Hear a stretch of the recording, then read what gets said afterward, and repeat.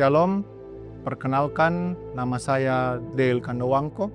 Atas pertolongan Tuhan, saat ini saya melayani dan bekerja sebagai seorang pendeta di daerah Conference Minahasa. Pada kesempatan ini, saya rindu membagikan sebuah kesaksian yang menjadi salah satu keyakinan saya mengapa saya begitu yakin, percaya, dan bersyukur sampai hari ini bahwa saya memiliki Tuhan yang selalu bekerja dan menolong. Sebagai seorang yang masih baru, yang masih muda dalam pengalaman pelayanan, saya memiliki semangat yang besar untuk melayani Tuhan. Tetapi di sisi lain, saya juga menyadari banyak keterbatasan yang saya miliki. Di sebuah daerah pelayanan saya yang dipercayakan kepada saya ditempatkan di sebuah daerah pegunungan yang cukup jauh dari pusat kota. Daerah itu dikenal dengan sebuah nama, yaitu Same. Ketika menerima penempatan tersebut, saya sebenarnya tidak tahu harus memulai dari mana. Saya tidak memiliki pengalaman yang banyak, saya tidak memiliki kemampuan yang khusus yang saya anggap luar biasa. Saya tidak mengenal masyarakat setempat, saya belum memahami budaya mereka secara mendalam, bahkan saya belum tahu bagaimana cara menjangkau masyarakat di sana. Yang ada dalam pikiran saya hanyalah satu pertanyaan besar. Tuhan, saya harus mulai dari mana? Saya tiba di tempat pelayanan itu di malam hari. Setelah menempuh perjalanan yang panjang dan melelahkan, akhirnya saya sampai di lokasi yang akan menjadi tempat pelayanan saya selama beberapa waktu ke depan. Malam itu, suasananya sangat sunyi. Saya masih mengingat dengan jelas bagaimana perasaan saya saat itu.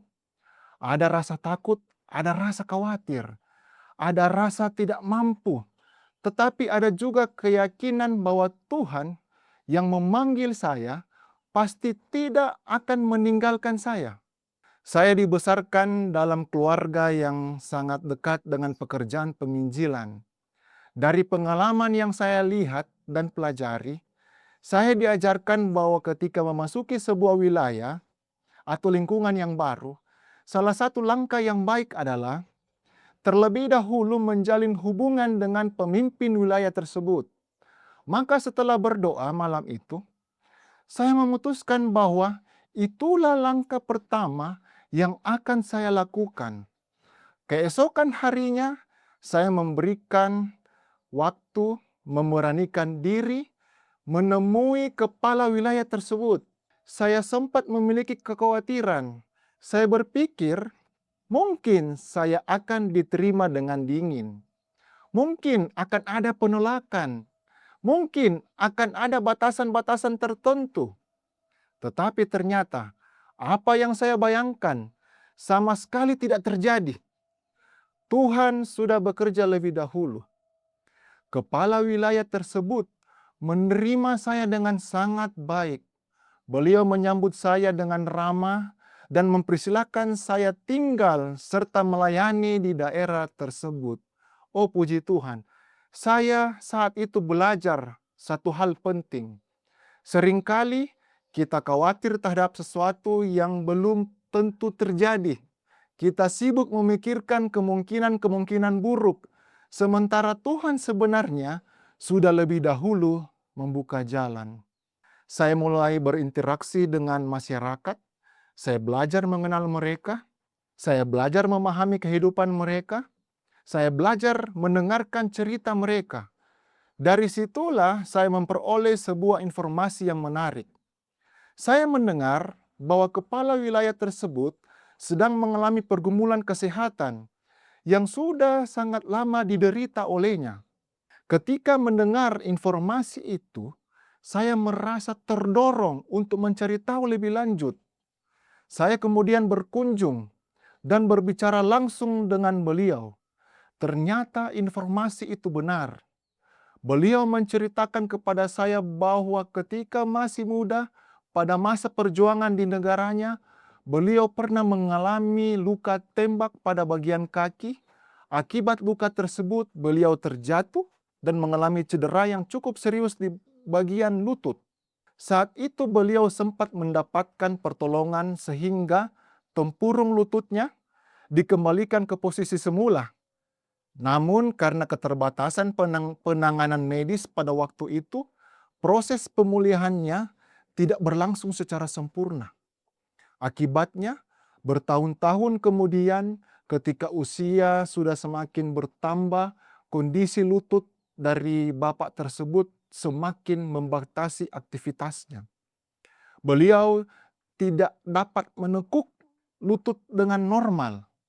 Bahkan untuk posisi duduk saja harus dengan posisi yang tertentu dan sangat sulit untuk dilakukan.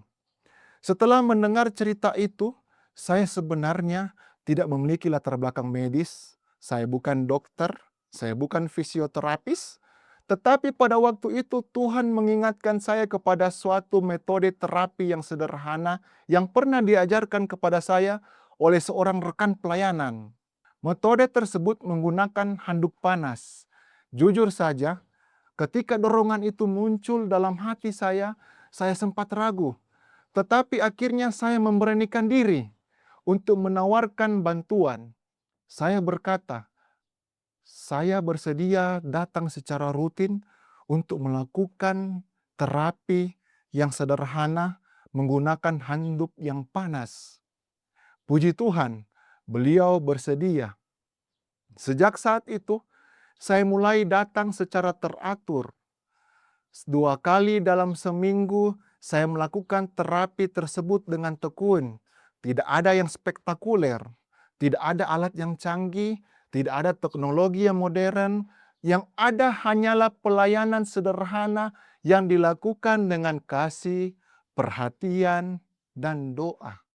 Setelah terapi rutin selama 1 bulan, pada saat itu, saat saya berkunjung kembali ke rumah Bapak Kepala Desa tersebut, Kepala Wilayah tersebut, saya melihat, oh puji Tuhan, sementara Bapak ini di depan rumahnya, dia duduk dan saya lihat dia sudah dapat menekuk kakinya.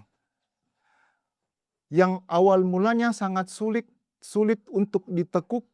Sekarang saya melihat dengan jelas mata kepala saya sendiri, kaki Bapak ini sudah bisa ditekuk.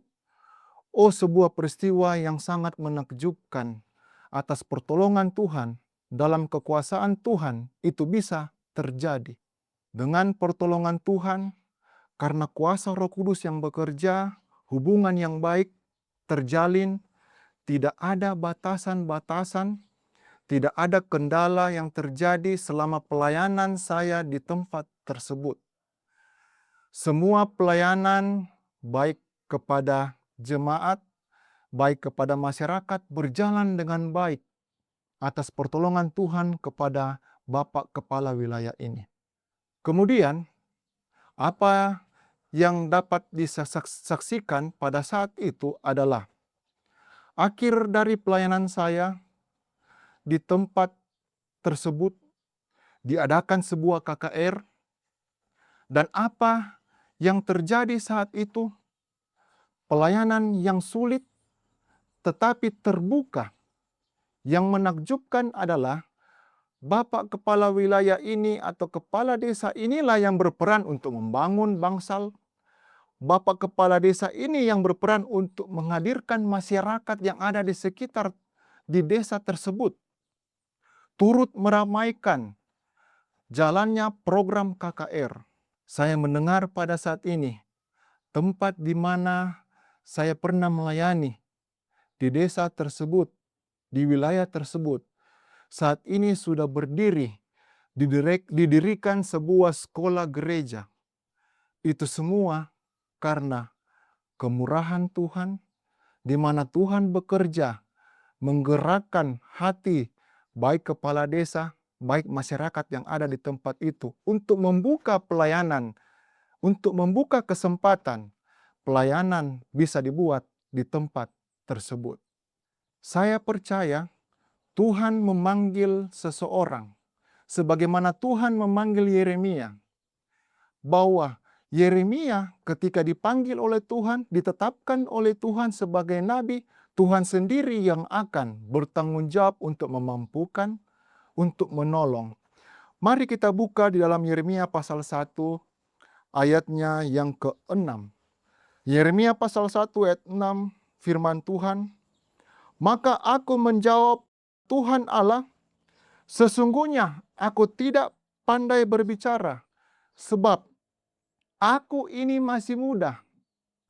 Mungkin bagi manusia ada satu pintu yang tertutup, hanya satu pintu tertutup, tetapi bagi Tuhan ada 1000 pintu yang terbuka." Tuhan memanggil Yeremia. Tuhan yang memilih Yeremia. Ketika Tuhan yang menetapkan, maka Tuhan yang bertanggung jawab untuk memampukan, Tuhan yang bertanggung jawab untuk menolong, dan Tuhan yang bertanggung jawab untuk menyelesaikan. Biarlah kesaksian dan nasihat dalam kesimpulan firman Tuhan ini akan menolong kita semua. Kita yakin dan percaya, bila mana Tuhan yang bekerja, bila mana Tuhan yang bersama, Tuhan semua yang akan memberikan jalan, Tuhan semua yang akan memberikan kesanggupan, Tuhan semua yang akan menyediakan. Tuhan memberkati kita semua. Allah doa dan harapan saya. Amin.